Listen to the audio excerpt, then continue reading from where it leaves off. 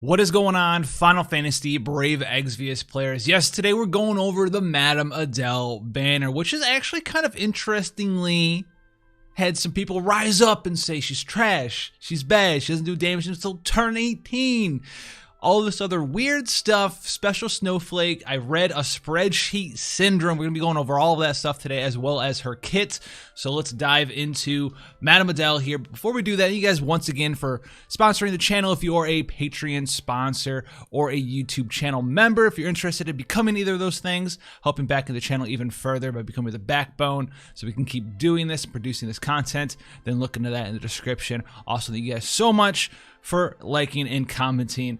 Oh, and before I forget, even though I already forgot since I'm editing this in here, we are going for Madam Edel a little bit tonight, so make sure you come and check us out on the Twitch channel. Links in the description there. If you want notifications for when that does go live, go ahead, click the link down there, hit follow, come right back so you don't miss out on that little party. So continuing on as well. So let's dive into Madam Edel here. And first and foremost, small apology. Usually we do the NA version of the update here, but they're not currently available for some reason for me on the wiki. So I have to use the JP data, but that is totally fine. She wasn't changed at all. It's just going to be in Japanese, but thankfully she's a very easy unit to both use and gear, and this is not going to be very hard to explain to you guys out there. So those are two big pluses for her already. Very easy to use, very easy to gear. And then we'll be getting into her rotations, as well as does she actually take forever to wind up and do damage, etc, etc. So let's talk about her TMR here first. It's a materia, gives you 30% attack, and then an additional 20% if you're equipped with a gun, and another additional 20% if you are equipped with a fist weapon. So up to 70% attack in Madam Edel. Does really like to use a combination of both fist weapons as well as guns. So that's going to help her out tremendously there in her TMR selection to activate her trust ability. Now her STMR is some clothes, 55 attack, 10 defense.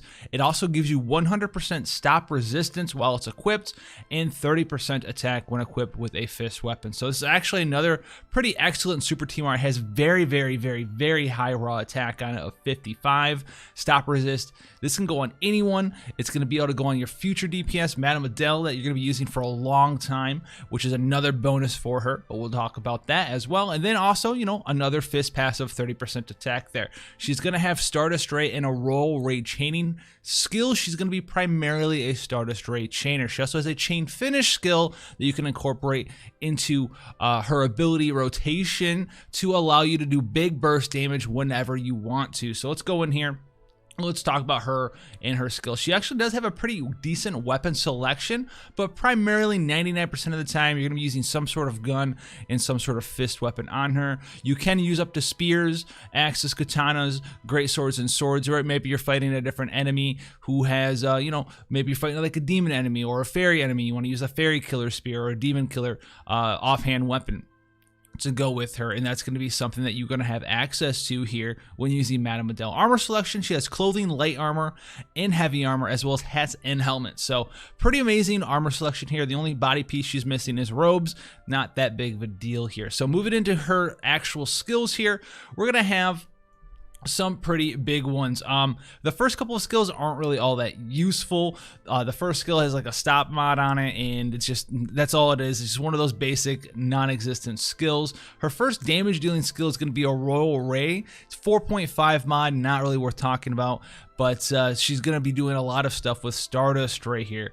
And before we get into her Stardust Ray skill, she also has this other unique thing that you'll probably never use, but you can use it if you want to, because it's a little bit time consuming to use and unlock here. So she has the ability to unlock these two skills, and these two skills are going to allow you to use 75% physical and magical damage mitigation on Madam Edel for a couple of turns there. So not that big of a deal. 75% for one turn. You have to unlock these. They are there if you have like the foresight, if you're an Alakazam using future sight, or a Jirachi or something coming back from circa, I don't even know when that was, 1995 or something, popping out of there, and you're trying to increase your survivability for a very specific turn. That's something that you can do. Now moving into her actual skills here, the first one here, she has a earth physical damage attack that is a 80% earth and peril, and is a Earth Imbue for 5 turns to the caster. She also has a dark version of this as well. Both of these are Stardust Ray. And she also has another Earth Imbue. Now moving down into her actual skills here. The first skill you're not going to be using, not worth talking about. The second skill has some unique stuff about it. It does unlock the abilities to allow you to get 75% physical magical damage mitigation for a single turn.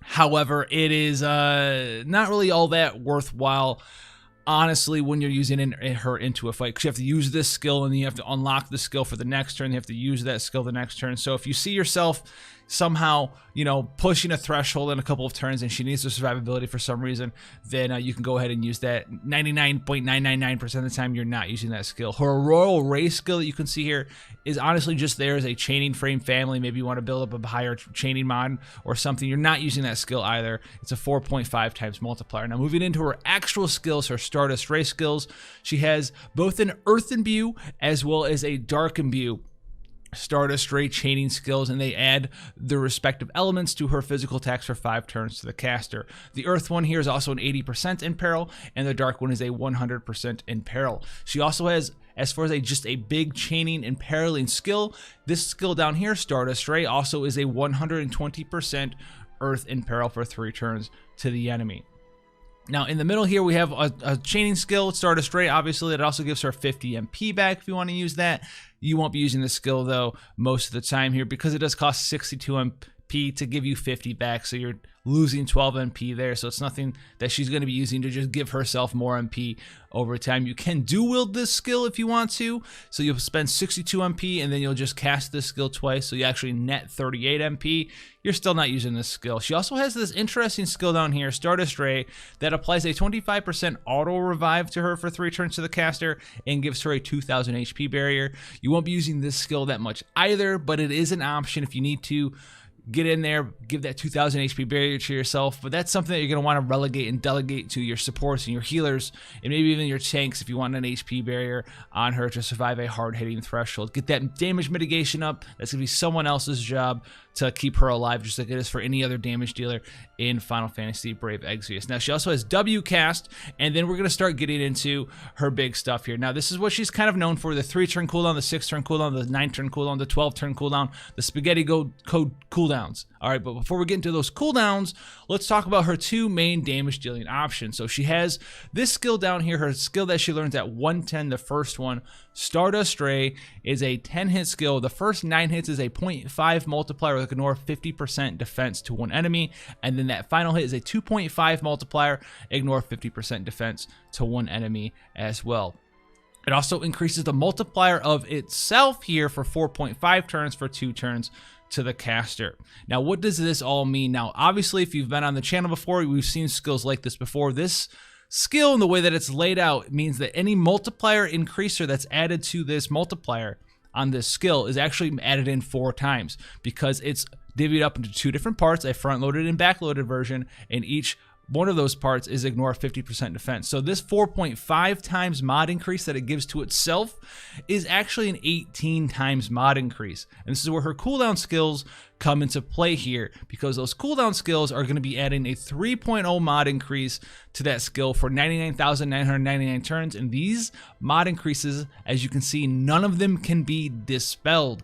And these 3.0 mod increases are actually a 12.0 mod increase. So you can get 12 here, 12 here, 12 here, 12 here on top of that. So that is a lot of multiplier increases, but she also has one other skill here that we can talk about, which is her chain finishing skill. Single hits cost 38 limit burst gauge crystals, physical damage 80 times mod to one enemy. Now, she does have dual cast, and you're not really going to be able to dual cast this skill because it costs your full LB gauge, but you can just cast it without dual cast, and you will just naturally dual wield it, and it will cast 2 times. So this is very similar to, like, you know, the 99 times mod on Carton, but except Cartons would only cast 1 time because it was so strong. This is going to be a very, very simple way to burst damage with her very early in a fight, to do massive 160 times mod, and she's a true dual wield character, 6 times mod cap increase, which will work for this skill even if the characters you're using to build that chain don't have true dual wield either.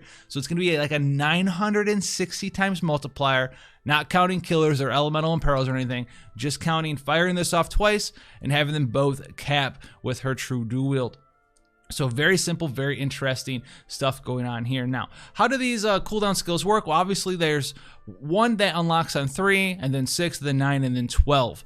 Now, each of these skills that you do use also hits relatively hard, and also buffs up the multipliers for a multitude of her skills in her kit here. So the first one here on turn 3, 2 times mod, ignore 50% defense, followed by a 6 times mod, ignore 50% defense. And then we get to a 2.5 times mod, ignore 50% defense, into an 8.5 times mod, ignore 50% defense. Then we get to a 3.0 mod, ignore 50%, followed by a 16.0, ignore 50%. Then a 3.5, ignore 50%, followed by a 30, ignore 50% to all enemies. Now, the skills that are buffed by this, it actually buffs her main damage dealing skill. It also buffs her chain finishing skill, and it's going to buff her imbues and her big 120% earth and peril. With the main skill that we're looking into here buffing is this skill right here. Now let's go down into her passives really quickly, and we can actually hit sort here to see what she has access to. So she's got attack 40% when equipped with a fist, as well as a gun, so it's 80% there, an additional 30% attack and defense,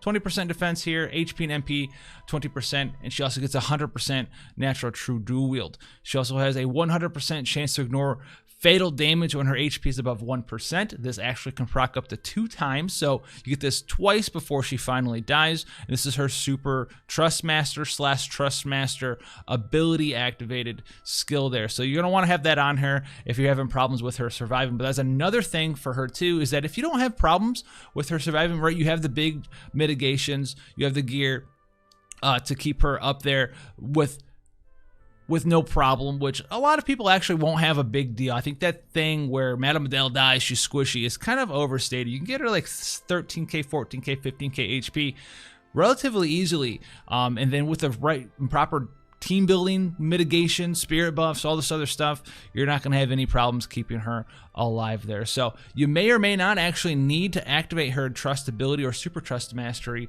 activated ability here with either her TMR or super TMR. Kind of fumbled over that a little bit there, my apologies, but it's another option for you guys there. Now she also does have enabled dual wield. She has the 6 times mod chain cap, as well as MP 7% increase there, and 2 limit burst gauge crystals per turn. Now, as her HP falls, if she's below 81% HP, if that ever happens, she's gonna get a 100% attack and defense buff. Below 51% HP, 150% attack and defense buff. Below 26% HP, she gets a 200% attack and a 200% defense buff there. Not that big of a deal, but they are there in her kit. And then her limit burst here, last but not least, is going to be a 30 times multiplier, 13 hit skill, and it's going to give you an additional 2.0 multiplier on those skills that we talked about previously for 99,999 turns. Now remember, that's going to be an extra 8.0 mod, so if you want to get that mod on there, then you're going to go ahead and use that limit burst. Now, she is very easy to use, right? There's primarily only a couple of skills that you're going to use here, right? Her imbue / imperil, and then you're going to be using these cooldown skills when they come up, so you get those multiplier increases, and then you have access to your big chain damage dealing, main damage dealing skill, as well as her chain finisher. So pretty easy to do, right? You're going to pop these cooldown skills when they come off cooldown, right? You're going to use this one on turn 3, you can use this one on turn 6, on turn 9, on turn 12, and kind of just fill in the gaps from there with her imbues and perils and her main damage dealing skill, or her chain finishing option here. Now there is also one other piece of gear that also makes her pretty easy to gear for you there, which is going to be her free weapon that she's going to get from Madam's Manor, which is a side story mission sort of thing that you can do out in the actual open world. And this is going to be, we'll pop over here really quickly. As you can see her beautiful face on the side, it's going to be this gun. It's going to give you 152 attack Earth Elemental gun with, as long as it's equipped to Madam Edel, 50% HP and 50% attack, and I think it also gives a 1.5 multiplier increase to all of her various skills we talked about earlier. And remember, that 1.5 mod increase is going to go in there 4 times, so it's actually going to be an additional 6.0 multiplier there for her skills. So very powerful stuff to be looking at there, and that's the NA page right there if you saw that little page. But a very strong character. Now let's talk about the whole ramping up shenanigans. Madam Edel, if you're following her chaining rotation, her just, you know, you're doing your imperil, you're doing your cooldown skills, you're doing your damage dealing skills here. It is true, she doesn't do that much damage in the first couple of turns. Now you can offset this if you want to kill a boss much faster. You can go ahead and use this chain finishing skill at your leisure here. Let's also talk about the fact that on these spreadsheets, which I'm going to have an entirely different video about, because the data is there and the data is solid, but people use that data to prove and go on these wild tangents about it almost looks like you know, we're in some sort of presidential race where we're trying to push more agendas than we do in politics, basically. Now that we're demonetized because he mentioned politics, it's crazy, these different agendas that are pushed based on misinterpreting data or saying this is a thing and look at this average number on, you know, turn 18, her average is way low.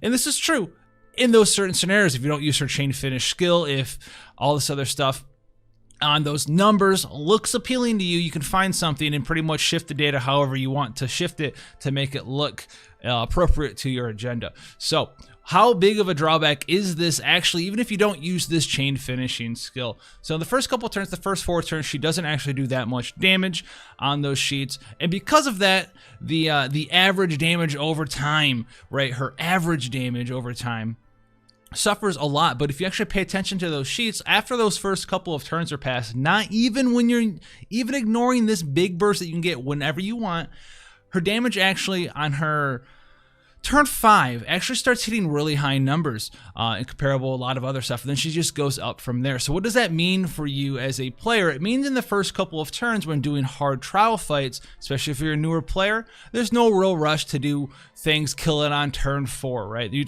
killing stuff on turn 4, not that big of a deal. But the way trial fights are designed, the first couple of turns, the first HP phase, that's the easiest part of the fight. There's never really a rush to get out of there. The hard part of the fight comes at the end of the fight, right? And the boss is at 60% HP, you know, 70% of their, not 70%, but when the boss is missing 60%, 70% of their HP, that's when the boss starts getting really hard. That's when the boss, you know, we have really weird mechanics like the boss tries to death you, or the boss absorbs all your mana, or the boss starts using twice as many attacks as before.